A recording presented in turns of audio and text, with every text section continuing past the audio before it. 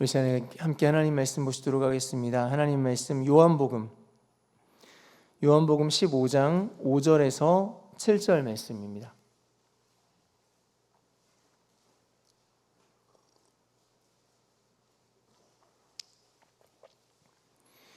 요한복음 15장 5절에서 7절 말씀입니다.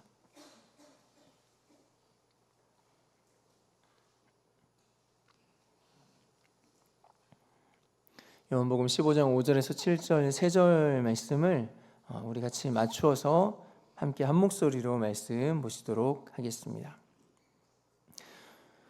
나는 포도나무요 너희는 가지라. 그가 내 안에 내가 그 안에 거하면 사람이 열매를 많이 맺나니 나를 떠나서는 너희가 아무것도 할 수 없음이라. 사람이 내 안에 거하지 아니하면 가지처럼 밖에 버려져 마르나니 사람들이 그것을 모아다가 불에 던져 사르느니라. 너희가 내 안에 거하고 내 말이 너희 안에 거하면 무엇이든지 원하는 대로 구하라. 그리하면 이루리라. 아멘. 여러분, 하나님께서 우리 한 사람 한 사람에게 이 시간도 말씀해 주실 줄 믿습니다. 우리 그렇게 기대하고 사모하는 마음으로 함께 선포하고 말씀 나누도록 하겠습니다. 함께 따라 하시겠습니다. 하나님, 오늘도 나에게 말씀해 주세요.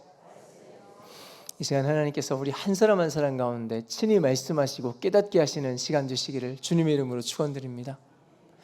자, 오늘 말씀을 나눌 때는 머릿속에 먼저 누군가를 떠올려보고 말씀을 시작하려고 합니다. 내가 굉장히 사랑하는 사람을 한번 떠올려 보시겠습니까? 자, 떠오르셨습니까? 안 떠오르시면 저라도 떠올리십시오. 자, 우리가 누군가를 사랑하게 될 때요, 우리가 누군가를 너무 사랑하게 될 때 어떤 변화가 생기십니까? 자꾸 관심이 갑니다. 별로 할 말도 없는데 자꾸 말을 걸고 싶어지고 대화를 하고 싶어집니다. 그리고 함께 있고 싶어집니다. 어릴 적에 보면 꼭 그런 친구가 있었습니다. 반에 여자아이들이 이제 모여서 고무줄을 하고 있습니다. 고무줄 놀이를 하고 있는데 꼭 거기서 제일 예쁜 여학생이 딱 고무줄을 하는 그 시간에 맞춰가지고 달려가서 그 고무줄을 끊고 도망을 갑니다. 소통을 하고 싶은데, 말을 걸고 싶은데 그걸 제대로 표현을 못했던 것 같습니다. 요즘에는 핸드폰에 그 음성 무제한 요금제가 있지 않습니까? 그런데 예전의 청춘들은 이 사랑에 빠지게 되면 제일 먼저 변하는 게 전화 요금입니다. 그렇게 통화를 하는데 계속 그렇게 통화를 하다가 금방 만나고 또 헤어졌는데 또 다시 전화를 합니다. 사랑하면은 자꾸 말하고 싶어집니다. 자꾸 얘기하고 싶어집니다. 말씀을 여기까지 준비했는데 한 가지가 마음에 좀 걸렸습니다. 사랑하면 자꾸 소통하고 싶어진다고요? 우리 남편은 안 그러던데요. 들어오자마자 대화도 없이 방바닥에 딱 들어놓고 소파에 들어놓습니다. 그럼 우리 남편은 아내를 안 사랑하는 것일까요? 여러분, 제가 부부싸움에 씨앗을 던지려고 하는 것이 아닙니다. 여러분, 남편이 그런 것은 안 사랑해서 그런 것이 아니고 너무 지쳐서 병들어서 조용히 좀 쉬고 싶어서 그런 겁니다.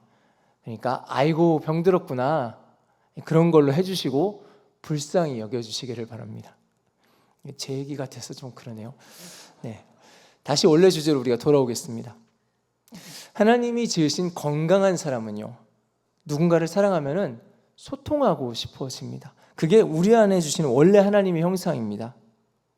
성경 말씀에서도 이 부분을 우리가 확인할 수가 있습니다. 요한복음 3장 16절, 하나님이 세상을 이처럼 사랑하사 독생자를 주셨으니 이는 그를 믿는 자마다 멸망하지 않고 영생을 얻게 하려 하심이라. 자, 하나님이 세상을 사랑하셔서 무엇을 하십니까? 독생자를 우리에게 보내주십니다. 다시 말해서 창조주 하나님께서 사람의 몸을 입고 친히 이 땅에 오셨습니다. 함께하고 싶어서 오셨습니다. 소통하고 싶어서 오셨습니다. 여러분, 이 정도면 찐 사랑입니다. 예수님은 사실은 우리가 죄인이기 때문에 하나님과 함께 할 수 없는 그런 우리를 위해서 십자가를 지셨습니다. 왜요? 영원히 함께 하시려고. 그렇게 함께 하고 싶어서입니다. 여러분, 이 정도면 찐 사랑이 확실합니다.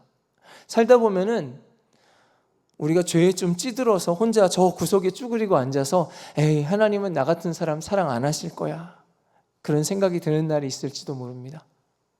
하지만은 여러분, 이 땅에 오신 예수 그리스도를 기억하시기를 바랍니다. 나를 위해서 죽어주시는 그 십자가를 기억해 주시기를 바랍니다. 하나님께서 나와 함께 하시려고 독생자 예수를 보내셨습니다. 어떤 다른 증거가 필요하지 않습니다. 우리 함께 따라해 보겠습니다. 하나님이 나를 진짜로 사랑하십니다. 다시요. 하나님이 나를 진짜로 사랑하십니다. 여러분, 잘 따라오고 계시죠? 사랑하면 어떻게 된다고요? 자꾸 대화하고 싶어집니다. 말하고 싶어집니다. 그래서 하나님은 사랑하는 하나님의 자녀들에게 말씀하십니다. 하나님께서는 우리에게 율법과 계명들을 주셨습니다. 그리고 하나님의 선지자들을 또 보내서 말씀하십니다. 그리고 또 하나님의 말씀 자체를 우리에게 주셨습니다. 요한복음 1장에 말씀이 육신이 되어 우리 가운데 거하심에 우리가 그 영광을 보니 아버지 하나님 독생자의 영광이요 은혜와 진리가 충만하더라 말씀합니다. 그리고 오늘 이 순간에도 하나님이 저와 여러분에게 말씀하고 계신 줄 믿습니다. 여러분, 이제 막 태어난 그 손주를 바라보는 할머니, 할아버지를 한번 떠올려 보시겠습니까? 너무너무 이 아기가 사랑스러우니까 아직 말도 못하는 이 아기에게 자꾸 말을 겁니다. 사랑하니까 어쩔 수가 없습니다. 그럴 수밖에 없습니다. 그게 정상입니다. 그럼 한번 여쭤봅니다. 저와 여러분을 너무너무 사랑하시는 우리 하나님께서 우리 각 사람에게 말씀을 하실까요? 안 하실까요? 하십니다. 하실 수밖에 없습니다. 너무 사랑해서 말을 걸지 않고는 견딜 수가 없는 우리 하나님이십니다. 오늘 본문은 포도나무와 가지에 대한 말씀입니다. 5절, 6절은 이렇게 말씀합니다. 나는 포도나무요 너희는 가지라. 그가 내 안에 내가 그 안에 거하면 사람이 열매를 많이 맺나니 나를 떠나서는 너희가 아무것도 할 수 없음이라. 사람이 내 안에 거하지 아니하면 가지처럼 밖에 버려져 마르나니 사람들이 그것을 모아다가 불에 던져 사르느니라. 여러분, 이 가지가 그냥 가지로만 있으면은 6절 말씀에 나온 것처럼 밖에 버려져서 바짝 마를 수밖에 없습니다. 그러면은 그거는 딱 불태우기 좋은 땔감 그 이상도 이하도 아닙니다. 하지만 이 가지가 포도나무와 함께하면 어떤 일이 벌어지겠습니까? 포도나무로부터 진액이 그 가지로 흘러 들어오게 됩니다. 그 가지가 생명을 얻게 되고 혼자서는 할 수 없는 일을 해내게 됩니다. 이 가지는 더 이상 가지가 아니라 포도나무가 되고 포도 열매를 풍성하게 맺게 될 줄 믿습니다. 여러분, 바로 우리와 하나님과의 관계가 꼭 그와 같습니다. 저와 여러분이 하나님과 함께하면 하나님의 것이 우리 안에 흘러 들어오게 됩니다. 포도나무로부터 가지에 흘러 들어오는 것이 진액이라면 하나님으로부터 하나님의 자녀들에게 흘러 들어오는 것은 하나님의 말씀입니다. 7절 이렇게 말씀합니다. 너희가 내 안에 거하고 내 말이 너희 안에 거하면 무엇이든지 원하는 대로 구하라. 그리하면 이루리라. 너희가 내 안에 거하고 내 말이 너희 안에 거하면, 우리가 하나님의 자녀가 되면 일어나는 가장 놀라운 변화 중에 한 가지는 우리가 하나님의 말씀, 내 말, 그 하나님의 말씀이 우리 안에 들어오는 것입니다. 이것은 공식과 같습니다. 포도나무에 가지가 붙으면은 진액이 흘러 들어옵니다. 하나님 아버지께 우리가 붙으면은 하나님의 말씀이 우리 안에 흘러 들어오게 됩니다. 그래서 이 15장 7절에 나오는 이 공식은 그냥 외우시면 좋겠습니다. 내가 하나님의 자녀가 되면 하나님은 나에게 말씀하신다. 간혹 하나님 말씀을 듣는다, 우리가 하나님 음성을 듣는다라고 한다는 것이 굉장히 어떤 영성이 깊은 사람만 하는, 그런 사람들만 경험하는 일이라고 생각하는 경우들이 있습니다. 혹은 우리가 하나님의 음성을 듣겠다 하는 것이 너무 인위적이라고 느끼는 그런 경우도 있는 것 같습니다. 하지만 우리가 하나님의 음성을 듣는 것은 너무 자연스러운 일입니다. 하나님이 우리를 사랑하신다고 했습니다.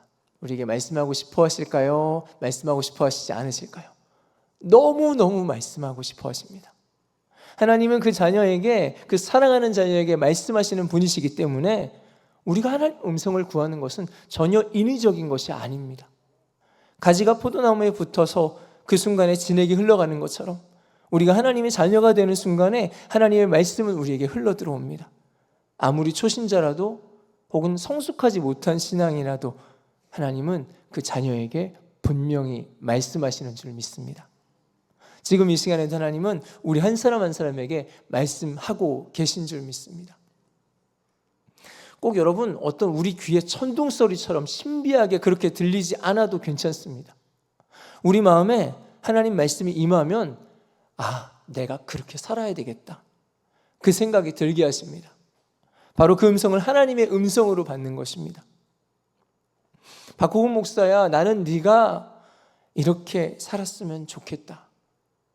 이 집사야, 나는 네가 이렇게 도전해 봤으면 좋겠다. 김권사야, 나는 네가 이렇게 살았으면 좋겠는데 네가 이렇게 순종해 줄 수 있겠니? 그런 면에서 우리가 하나님의 자녀들이 하나님 아버지의 음성을 듣는 것은 하나도 신비하지 않습니다. 이건 하나도 신비하지 않습니다. 정말로 신비한 것은 나 같은 죄인이 하나님의 사랑을 받고 하나님의 자녀가 된 것, 그게 신비한 일이죠. 일단 우리가 하나님의 자녀가 되면, 자녀된 우리가 하나님 아버지 음성을 듣는 것은 여러분 너무 당연한 일인 줄 믿으시길 바랍니다. 여러분 이제 이 순서가 좀 잘 보이셔야 됩니다. 먼저 포도나무의 가지처럼 우리가 하나님께 붙어 있습니다. 그리고 그 다음 우리 안에 하나님의 말씀이 흘러 들어옵니다. 그리고 등장하는 것이 기도입니다. 7절 말씀을 보겠습니다. 7절 후반절 말씀을 좀 집중해서 보겠습니다. 너희가 내 안에 거하고 내 말이 너희 안에 거하면 무엇이든지 원하는 대로 구하라. 그리하면 이루리라. 저 여러분에게 구하라, 기도하라 말씀하고 계십니다. 무엇이든지 원하는 대로 구하라, 그러면 이루어 주겠다. 여러분 딱 여기까지 나오면 얼마나 좋은 말씀이겠습니까? 그런데 오늘 말씀의 순서를 잘 기억해야 된다고 말씀드렸습니다. 이 순서가 오늘 말씀의 핵심입니다. 우리의 기도는 하나님의 말씀을 근거로 구하는 것입니다. 하나님의 말씀이 우리 가운데 부어지면은, 그러면 너희들은 얼마든지 구해라, 그렇게 기도해라, 그러면 하나님이 다 이루시겠다는 겁니다. 자, 오늘 본문에 따르면 기도는 언제 하는 것입니까? 나의 상황에, 나의 필요에 따라서 구하는 것이 아닙니다.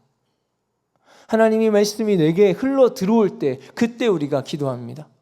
하나님의 마음을 깨닫게 하실 때, 그때 우리가 기도합니다. 그리고 이 기도를 하나님께서 이루신다고 말씀합니다. 우리의 기도를 통해서 하나님의 말씀이 이루어집니다. 하나님의 나라가 이루어집니다. 여러분 자부심을 가지시기 바랍니다. 여러분 우리의 기도가 보통 기도가 아닙니다. 포도나무를 조금 더 우리 생각해 보겠습니다. 바짝 마른 나뭇가지가 이제 막 포도나무에 붙었습니다. 포도나무의 진액이 흘러 들어오자 전에는 없던 반응이 나오기 시작합니다. 바싹 말랐던 이 가지가 촉촉하고 부드러워지고 그 안에 진액이 흘러 들어가는 통로가 다시 열리기 시작합니다. 그 다음에는 요즘에 우리가 밖에 나가시면 볼 수 있는 딱 그런 장면이 됩니다. 진액이 그 가지 끝까지 흘러 들어가서 죽었던 그 가지 끝에서 싹이 돋아나고 움이 트게 됩니다. 그리고 푸른 잎이 자라나고 새 가지를 뻗어냅니다. 그렇게 열매를 맺을 준비를 하게 됩니다.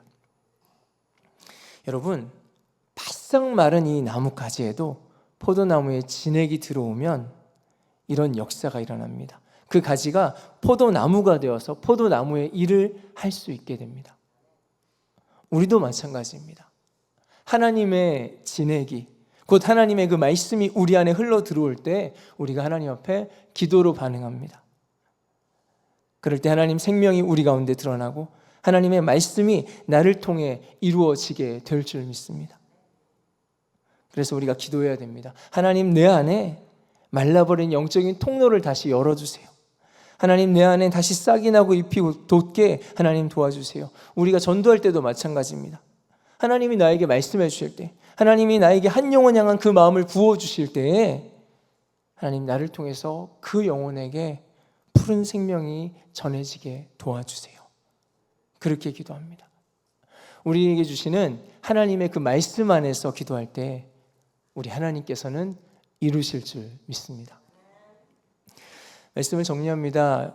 여러분, 요즘 저와 여러분의 기도는 어느 지점에서 시작되고 있으십니까? 사실은 나를 둘러싼 어떤 상황들을 볼 때에 우리 직장도, 사업도, 가정도, 자녀도 온통 기도할 것들입니다. 하지만 진짜 우리의 기도가 시작되는 때는 하나님이 나에게 말씀하실 때입니다. 그래서 오늘 말씀의 제목이 반응의 기도입니다. 저와 여러분의 기도는 말씀하신 하나님께 내어드리는 우리의 반응이 되어야 할 줄 믿습니다. 하나님께서 그 무엇이든지 말씀하시면 예 하나님, 제가 기도하겠습니다. 거기서 우리의 기도가 시작됩니다. 하나님, 하나님이 말씀하신 대로 도전할 수 있는 힘을 주세요. 하나님 말씀하신 대로 행할 수 있는 그런 힘을 주세요. 하나님 말씀하신 대로 어떻게 해야 할지 하나님 깨달을 수 있는 지혜를 주세요. 하나님 말씀하신 대로. 그래서 여러분, 오늘 말씀의 이 순서를 우리가 꼭 함께 기억했으면 좋겠습니다. 저와 여러분을 사랑하시는 하나님께서는 우리에게 말씀하십니다. 우리가 하나님이 주신 말씀을 붙잡고 기도할 때 하나님께서는 말씀에 반응하는 우리 기도를 이루시겠다고 하십니다. 그렇게 우리의 삶에서 하나님 나라가 이루어지고 저와 여러분을 하나님의 영광에 참여하게 하실 줄 믿습니다. 나를 사랑하시는 하나님의 말씀이, 그 말씀이 나에게 흘러 들어올 때 하나님께 드리는 저와 여러분의 반응이 기도가 되실 수 있기를 주님의 이름으로 축원드립니다. 우리 시간 함께 기도하겠습니다. 하나님, 주님 안에서 하나님, 그렇게 우리가 주님의 일을 함께하는 포도나무에 붙은 가지와 같은 그런 우리 되기를 원합니다. 주님, 오늘도 우리 가운데 말씀하여 주시옵소서. 우리가 그 말씀 붙잡고 기도할 때 하나님, 나를 통하여서 하나님의 나라가, 하나님의 역사가 이루어지게 하여 주시옵소서. 하나님, 그렇게 우리를 붙들어 달라고, 인도해 달라고 우리 주여 머무리 짓고 함께 간절하게 기도하시도록 하겠습니다.